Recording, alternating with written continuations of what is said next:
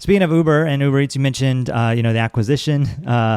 And I know the CEO of Uber, Dara I'm going to mangle the name, but it's Khosrowshahi, mentioned, he made a big waves in the industry. If you remember his comments about legalization and, would they get involved? And they said, certainly we would look at that in a post, federally legal world, which why wouldn't they, right? But, those are big headlines for people in our industry. Given the relationship with Drizly and given the relationship, Drizly and Lantern, is that something that is an opportunity for you guys, or is that somewhat of a competitive risk in the new future? Yeah, I mean, Uber wants to deliver everything that can be delivered, and that's what they should be thinking about. So cannabis was obviously something they should be thinking about. I think, first of all, they won't be able to engage on it really at all until federal legalization. So, depending on who you talk to, that's a few too many years out. I think for Lantern, we don't have a relationship with Uber in any way other than just any diligence stuff we're doing for the deal to close. But we are too early. We Lantern are too early in our trajectory to even think about any sort of acquisition or strategic partnership. We need to create a lot of value to the consumer before we even think about that. We're only operating today in 3 states, Colorado, Michigan, Mass. We need to just deepen those states and expand our footprint more.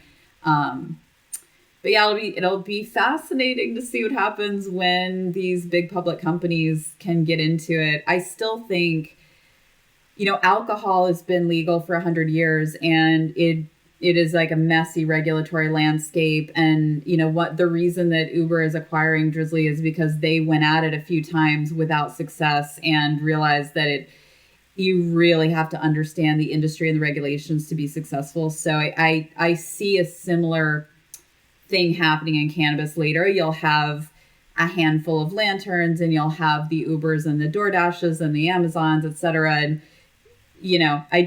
I would anticipate that those big guys won't build, they'll buy, but we'll see.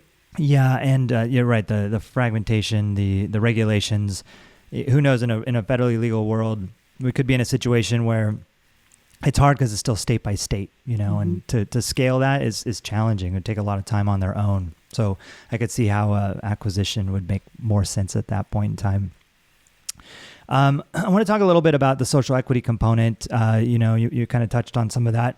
In Massachusetts, it has a pretty good component to the industry where they have the economic empowerment applicants can get, I believe it's delivery licenses. And you know better than I do, being directly in Massachusetts there. Is that accurate? Is that how they're rolling that out? Yeah. So just to give a little more detail, recreational cannabis delivery has to be done by third-party delivery companies. Dispensary employees can't do it. And those third-party delivery companies have to be owned by social equity and economic empowerment candidate applicants. And those licenses are only, so those licenses can only go to those equity applicants for an exclusive period of 3 years, and that will probably be extended. So there's 3 license types in Mass. There's social equity only, and all 3 of them have a delivery component associated to them, and they have an exclusive period. So we really like that. We advocate for it. We run an incubator program in every city that we operate in. So Denver, Detroit, Boston. We're working with social equity applicants and entrepreneurs that want to start delivery businesses. That was kind of the first remit, but now we've expanded that incubator to include all license types. And what we're doing is we're facilitating the program, but we're bringing in experts. We're not experts at everything. So we're bringing in legal experts to help with the licensing process, finance and capital folks, operational people, you name it. It's almost like a 101 of how to create your business and run it and then raise money. I think it's really needed, and we're running it ourselves in Mass. And then in Detroit and Denver, we've partnered with really incredible local advocacy groups, and we're taking more of a backseat. They're the face, and it's their network and it's their community, and we're saying, hey, this is the programming we ran in Mass. Like, let's partner together to bring that programming to the community.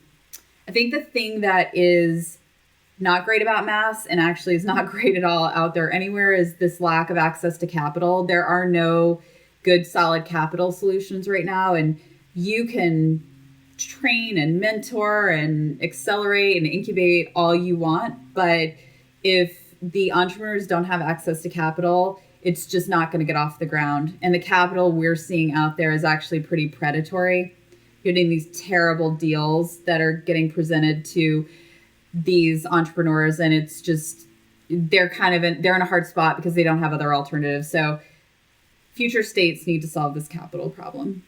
Yeah, with the recent introduction of legislation, or the draft legislation from Cory Booker and others, there was some talk from Cory Booker about not wanting to go down like a safe banking path, and he kind of walked that back a little bit because it was kind of an all or nothing. But I think you bring up a great point. We want to get there with full federal legalization. You want to have that social equity component, and I think his opinion on the safe banking was that it might help the rich get richer, right? Because you're just like supporting that. But there are a lot of entrepreneurs out there, smaller businesses, social equity applicants that, are penalized by that as well. And so, seeing him kind of walk back on that statement is good. And, hopefully there is some kind of intermediate step if this legislation isn't the one in the near term to solve that problem. Do you think the Massachusetts structure would roll out, should roll out everywhere? That kind of 3 years, in new markets. You got New York there legalizing soon, and they've got the micro licenses that are coming out. But would you recommend it? Is it something that would work? I think it's a good start. I think that carving out delivery as a social equity exclusive license type is a good start because it's really the lowest capital way to get into the business. It's much lower capital than a grow or a dispensary. So you have entrepreneurs that have a lower barrier to entry.